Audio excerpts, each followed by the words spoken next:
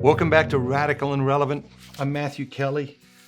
Let's see what genius the gospel has to share with us today. The reading is from the Gospel of Mark, chapter 4, verses 35 through 41. On that day, when evening had come, Jesus said to them, "Let us go across to the other side." And leaving the crowd, they took him with them, just as he was, in the boat.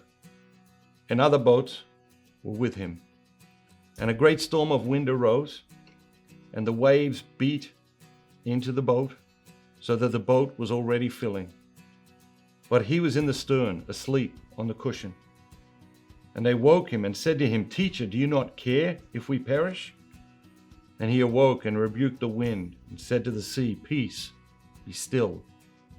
And the wind ceased, and there was a great calm. He said to them, "Why are you afraid? Have you no faith?"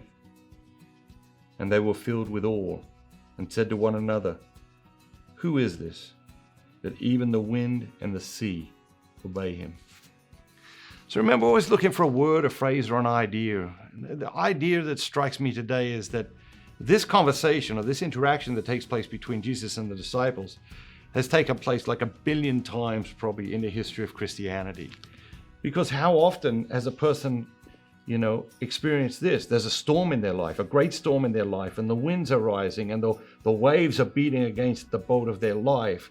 And then their life starts to take on water and their life is filling up. And they come to God and they say, "God, don't you even care? I'm about to perish. Don't you even care?"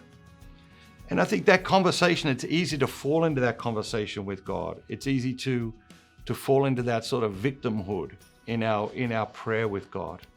And of course, Jesus calms things down and asks the disciples, like, "Why are you afraid? Like, where is your faith?" And it's easy to have faith when everything's going well in your life. It's when, things start to fall apart. It's when there's a real serious crisis or problem in our lives that our faith gets tested. And the faith of the disciples is getting tested today. And so the question I ask you is, how is your faith being tested at this time in your life? And how are you responding to that? And how maybe is today's gospel calling you to respond to that in a different way or in a new way? Have a great day. Don't just be yourself. Be the very best version of yourself, all that God created you to be.